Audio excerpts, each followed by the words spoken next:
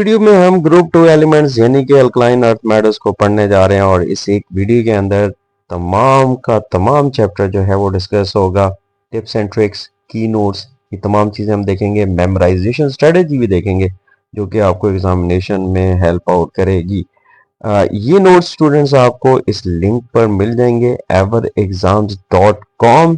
everexams.com में second year chemistry में जाइएगा, कैटेगरीज में वहां पे क्लिक कीजिएगा, आपको ये नोट्स मिल जाएंगे।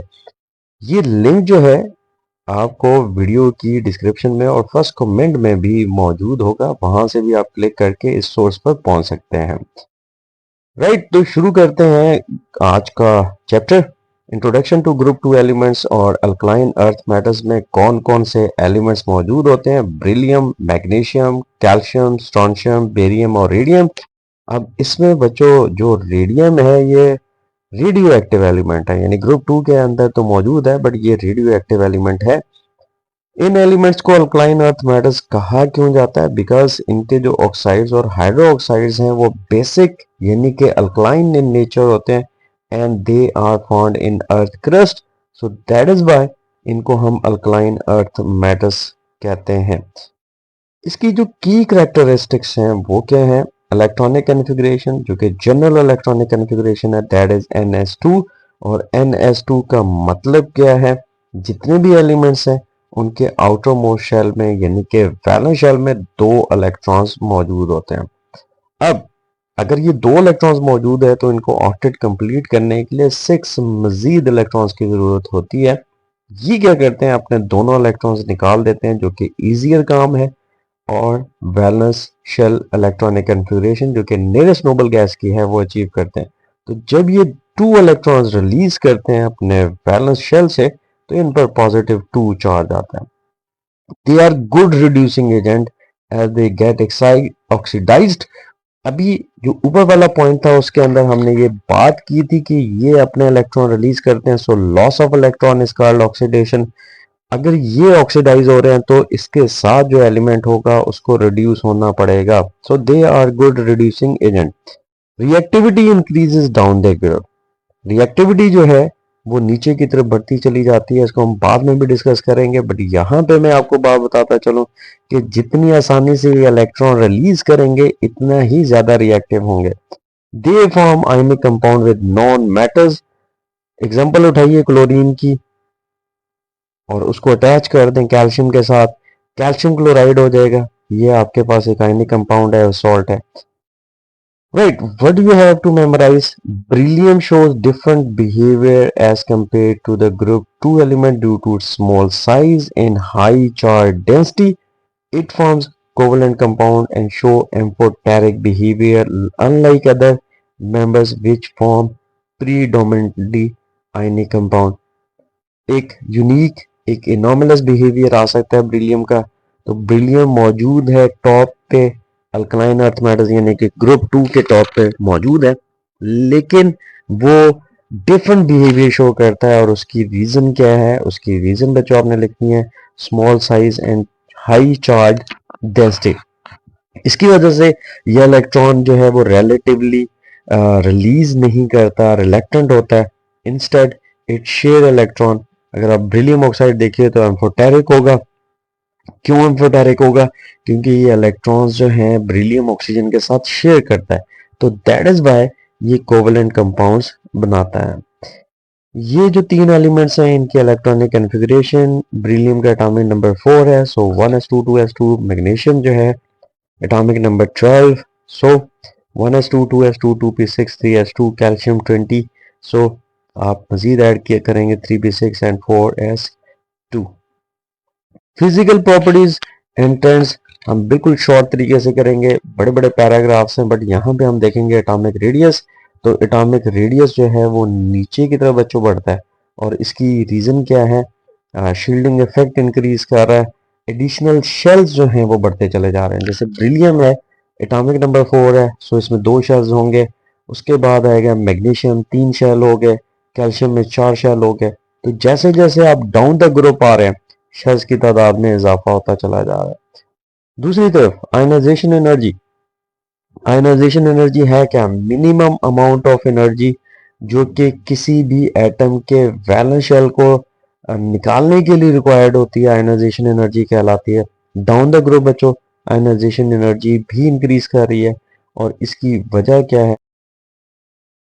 आयनाइजेशन एनर्जी डिक्रीज कर रही है डाउन द ग्रुप, और उसकी रीजन क्या है? शील्डिंग इफेक्ट बढ़ता चला जा रहा है और एटॉमिक साइज बड़ा होता जा रहा है। तो जैसे जैसे न्यूक्लियस का वैलेंस इलेक्ट्रॉन से फासला या डिस्टेंस बढ़ता जाएगा, न्यूक्लियर अट्रैक्शन वीक होती जाएगी और इलेक्ट्रॉन को निकालना आसान होता चला जाएगा। Melting point generally decreases down the group except magnesium. Magnesium जो है इरेगुलर बिहेवियर शो करता है when you are going to discuss the trends in melting point. बाकी तमाम एलिमेंट्स एक रेगुलर पैटर्न शो करेंगे, डाउन द ग्रुप जो है वो डिक्रीज होगा। और डिक्रीज करने की वजह यह है कि हम मेटल एटम्स की क्लोज पैकिंग को पढ़ते हैं। जैसे जैसे एटम का साइज बड़ा होता चला जा रहा है, एटम्स की जो पैकिंग है वो लूज होती जा रही है। एग्जांपल लें, आप एक बॉक्स लें और बॉक्स के अंदर जो है आप फुटबॉल को प्लेस करें, और दूसरे बॉक्स में आप जो है वो टेनिस बॉल को या टेबल टेनिस जो बॉल है, पिंग पोंग बॉल्स, उनको अरेंज करें। तो पिंग पोंग बॉल्स में सरफेस टू सरफेस एरिया ज़्यादा होगा, और ये कम्पैक्टली अरेंज्ड होंगे एज कम्पेयर टू फुटबॉल्स जिनका सरफेस टू सरफेस एरिया जो है इंटैक्ट कम होगा, एम्प्टी स्पेसेस ज़्यादा होंगी। तो जैसे जैसे एटम का साइज बड़ा होता जा रहा है, ऐसे ऐसे जो है मेल्टिंग पॉइंट वीक होती जा रही है, और मेटालिक बॉन्ड वीक होती जा रही है, और मेल्टिंग पॉइंट जो है वो कम होता जा रहा है। मैग्नीशियम का केस डिफरेंट होगा। मैग्नीशियम जो है वो हेक्सागोनल डिस्टॉर्टेड स्ट्रक्चर रखते हैं, दैट इज वाई वो एक डिफरेंट जो है वो मेल्टिंग पॉइंट शो करेंगे। डेंसिटी जो है वो भी इंक्रीज करती है जी down the group. So these are the properties जो कि टेबल की फॉर्म में एग्जिस्ट करती हैं, इनको आप देख लीजिएगा। राइट, तो बात हो रही थी हर चैप्टर के बाद एक टिप एंड ट्रिक होगा, और टिप एंड ट्रिक क्या होगा? देखिए जी, एटॉमिक रेडियस का ट्रेंड आप देख रहे हैं, बेरियम का सबसे ज्यादा है, बेरिलियम का सबसे कम है। मेल्टिंग पॉइंट जो है वो डिक्रीज करता है, और उसकी रीजन क्या है? मेटालिक बॉन्ड इंक्रीज जो है वो वीकर होता जाएगा जैसे जैसे एटॉमिक साइज इंक्रीज होगा। सिमिलरली आयनाइजेशन एनर्जी, इलेक्ट्रॉन्स क्योंकि दूर जा रहे हैं तो इलेक्ट्रॉन को निकालना आसान होता जा रहा है। Beryllium has unusually high melting point due to its small size and strong metallic bond. Atomic radius trend बच्चों आ गया। Now we are going to discuss the chemical reactivity. Reactivity increases down the group. Alkaline earth metals के बारे में हमने पढ़ा था कि down the group जो है वो साइज बड़ा होने की वजह से इलेक्ट्रॉन को रिलीज करना आसान है। तो जितनी आसानी से ये इलेक्ट्रॉन रिलीज करते हैं इतनी ही रिएक्टिविटी बढ़ती चली जाती है। अब उसकी रीजन क्या है? आयनाइजेशन एनर्जी डिक्रीज हो रही है, and that is why reactivity जो है वो इंक्रीज हो रही है। Barium is so reactive it must be stored under oil, यानी बेरियम इतना ज्यादा रिएक्टिव है कि अगर आप उसको फ्री में रखते हैं तो फ्री एयर के साथ, ऑक्सीजन के साथ रिएक्ट कर जाता है, इसलिए उसको ऑयल के अंदर स्टोर करके रखा जाता है। Beryllium show anomalous behaviour due to small size, बात हो चुकी है, आगे जाके मजीद इसको एक्सप्लेन करेंगे कि कैसे एनॉमलस बिहेवियर जो है वो शो करता है। Reaction with oxygen, magnesium oxygen के साथ रिएक्ट करके मैग्नीशियम ऑक्साइड बनाता है और ब्राइट व्हाइट फ्लेम बनाएगा। All group 2 metal burn in air to form white solid oxide. ऊपर के जो एलिमेंट्स हैं ब्रिलियम, मैग्नीशियम और कैल्शियम, ये नॉर्मल ऑक्साइड बनाते हैं, जबकि स्ट्रॉन्शियम और बेरियम ऑक्सीजन के साथ रिएक्ट करके पर ऑक्साइड्स बनाएंगे, यानी कि MO2। ब्रिलियम ऑक्साइड एम्फोडेरिक है, बाकी सारे के सारे बेसिक है, और बेसिक रिएक्टर जो है वो डाउन द ग्रुप इंक्रीज करता चला जाता है। Reaction with water, calcium water के साथ रिएक्ट करता है, कैल्शियम हाइड्रोक्साइड बनाता है और हाइड्रोजन गैस बनाता है। ब्रिलियम वाटर के साथ कोई रिएक्शन नहीं करता बिकॉज ये प्रोटेक्टिव ऑक्साइड लेयर बना लेता है, एंड प्रोटेक्टिव ऑक्साइड लेयर जो है वो फर्दर इंटरनल एटम के साथ रिएक्शन नहीं करने देती। मैग्नीशियम स्टीम के साथ रिएक्ट करता है, जबकि कैल्शियम जो है वो कोल्ड वाटर के साथ भी रिएक्ट कर जाता है, हाइड्रोक्साइड बनाएगा और हाइड्रोजन गैस रिलीज करेगा। सो मैग्नीशियम जो है वो स्टीम के साथ रिएक्ट करता है, ऑक्साइड बनाता है, जबकि कैल्शियम, स्ट्रॉन्शियम और बेरियम ये वाटर के साथ रिएक्ट करके हाइड्रो ऑक्साइड्स बनाते हैं। Reaction with acids, metal acids के साथ रिएक्शन करके मेटल्स डाइल्यूट एसिड के साथ रिएक्ट करके MCl2 बनाएंगे और साथ में हाइड्रोजन गैस रिलीज होगा। So all group 2 metals react with dilute acids, reaction becomes more vigorous down the group, ज्यादा तेजी से रिएक्ट करते हैं, ज्यादा एक्सप्लोसिवली रिएक्ट करते हैं, और ये रिडॉक्स रिएक्शंस होते हैं जिसमें सॉल्ट्स बनते हैं और हाइड्रोजन गैस रिलीज होती है। Right, barium is more reactive, beryllium is least, so these are the memorization strategies। Flame test होता है जी, कैल्शियम जो है वो ब्रिक रेड, स्ट्रोंशियम स्कारलेट और red, barium apple green. Balance chemical equation से प्रैक्टिस कीजिए। beryllium does not react with water, magnesium reacts only with steam, so these are the tips for memorization। complexes of alkaline earth metals, group 2 के elements जो हैं they usually form ionic compounds containing M2 positive ion, they are more reactive towards group 5 elements and they have greater tendency to form complexes with lowest bases than do alkali metals। alkali metals की comparatively ये complexes बनाते हैं lowest base के साथ। higher tendency to form complex than alkali metals due to +2 charge and smaller ionic radii। complex formation tendency decreases down the group, जो complex formation है वो नीचे की तरफ गिरती जाती है। यूजली beryllium oxide जो है वो ज्यादा स्टेबल complexes बनाते हैं due to small size and high charge density. beryllium behave करता है as a strong Lewis acid. Commonly जो complexes है beryllium के वो टेट्राहेड्रल एक्वा कॉम्प्लेक्स है, टेट्राहेड्रल हाइड्रोक्सो कॉम्प्लेक्स है and very stable tetrahedral fluoride complex। Because of the high charge to radius ratio, the beryllium ion polarizes the coordinated water molecules, increasing their acidity। This explains why beryllium salt form acidic solution with water।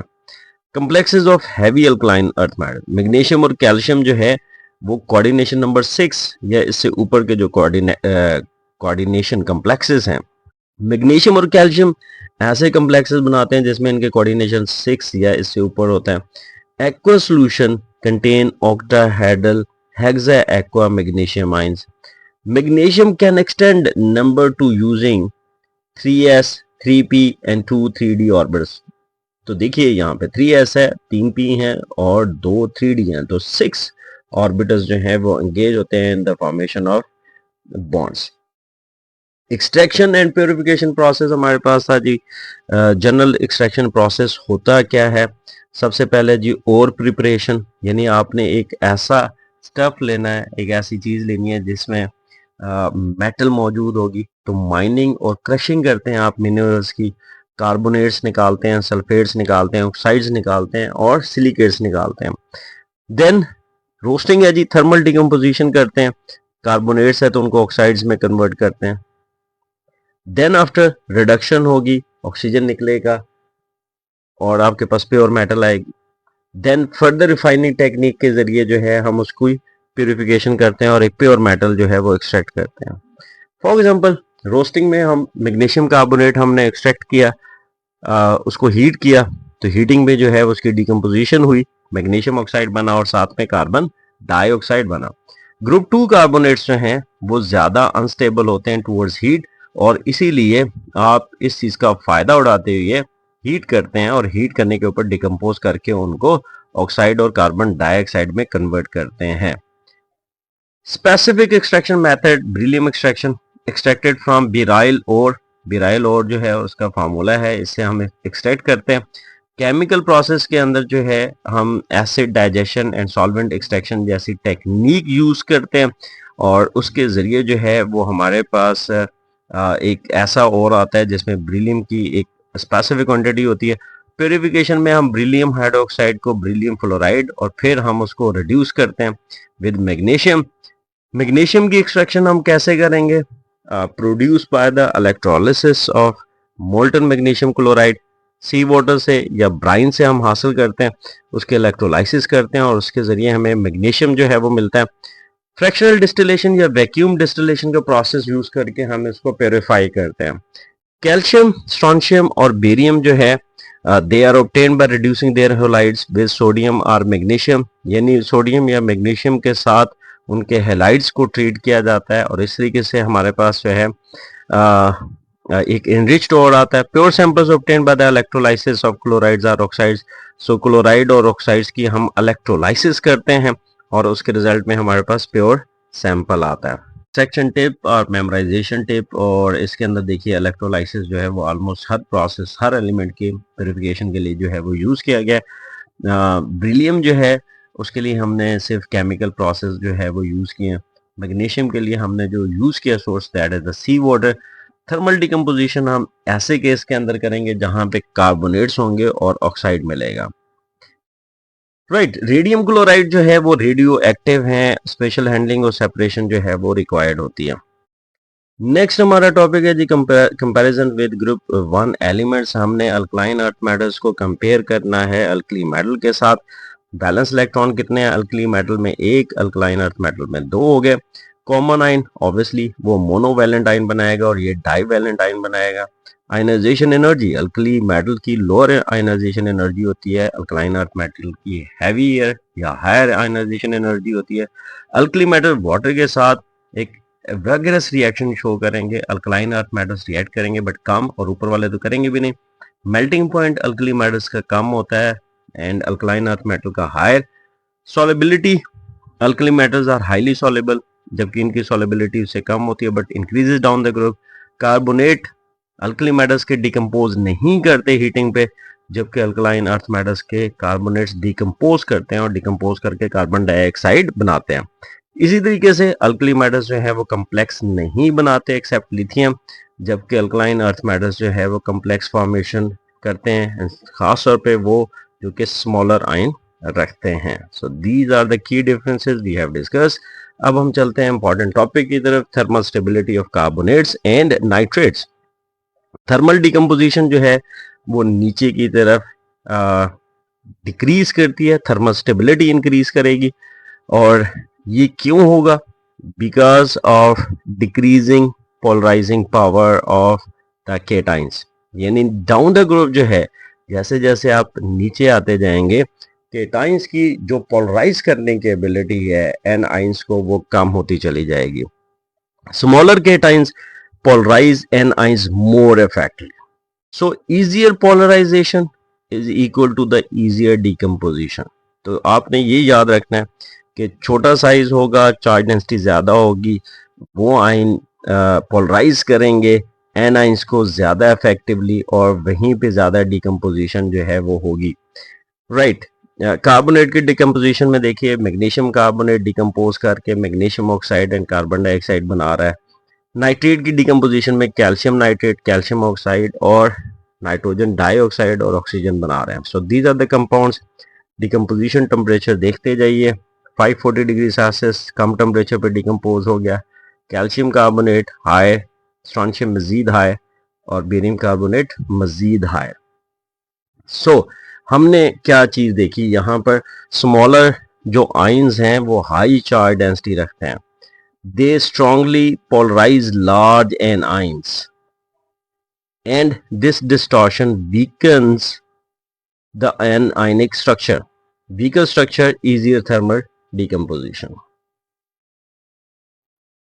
तो जो top के elements हैं वो easily जो है वो decompose हो जाते हैं। Carbonate, calcium carbonate, strontium and barium carbonate, इनका हमने देखा कि जो टॉप के जो अल्कलाइन अर्थ मेटल्स हैं वो कार्बोनेट के साथ इजीली डिकम्पोज हो जाते हैं बिकॉज वो पोलराइज कर रहे होते हैं एन आइंस को बनिस्बत कंपैरेटिवली नीचे। तो स्टेबिलिटी जो है वो नीचे की तरफ बढ़ती जाती है, डिकम्पोजिशन जो है वो मुश्किल होती चली जाती है। सोलेबिलिटी ट्रेंड्स, दो हमारे पास पैटर्न्स होंगे। हाइड्रोक्साइड्स जो अल्कलाइन अर्थ मेटल्स के हाइड्रोक्साइड्स हैं वो सॉलेबल होते जाएंगे और ये सॉलेबिलिटी नीचे की तरफ जो है वो बढ़ती चली जाएगी, जबकि जो सल्फेट्स हैं उनकी सॉलेबिलिटी जो है वो डाउन द ग्रुप डिक्रीज होती चली जाएगी। सो इन दोनों चीज़ों को बच्चों हम एक्सप्लेन करेंगे by means of lattice energy and hydration energy. Down the group hydro oxide की जो सॉलेबिलिटी है वो इंक्रीज कर रही है, और इसका मतलब ये हुआ कि बेरियम हाइड्रोक्साइड जो है वो ज़्यादा सॉल्युबल होगा, magnesium hydroxide is the least. Sulphate में यही ऑर्डर जो है वो रिवर्स हो जाएगा। मैग्नीशियम सल्फेट हमारे पास ज़्यादा सॉल्युबल होगा, barium sulphate is the insoluble in water.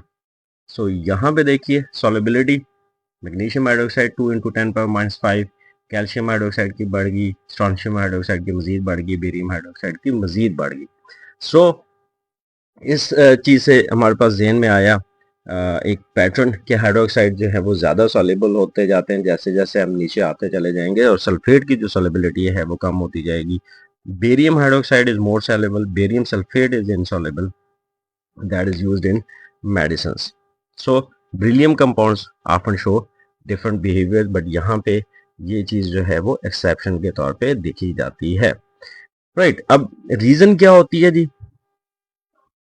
Hydroxide के केस के अंदर अगर आप देखें तो हमारे पास जो लैटिस एनर्जी है डाउन द ग्रुप वो डिक्रीज करती चली जाती है, और एक्सोथर्मिक जो हीट ऑफ सोल्यूशन है वो बढ़ती जाएगी, एंड एज अ रिजल्ट जो है हमारे पास जो सॉलिबिलिटी है वो इंक्रीज करती जाएगी। Decrease in lattice energy, more exothermic reaction.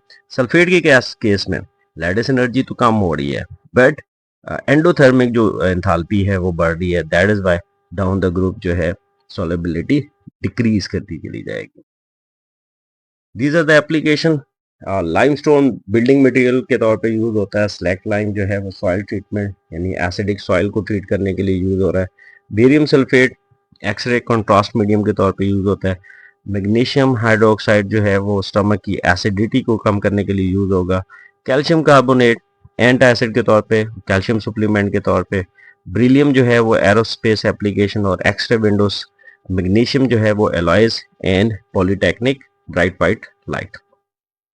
These are the medical applications. So magnesium hydroxide acid के साथ रिएक्ट करता है, उसको न्यूट्रलाइज करता है, सो एंट एसिड के तौर पे जो है वो यूज होता है। सिमिलरली कैल्शियम कार्बोनेट भी जो है वो न्यूट्रलाइज करता है एसिड को।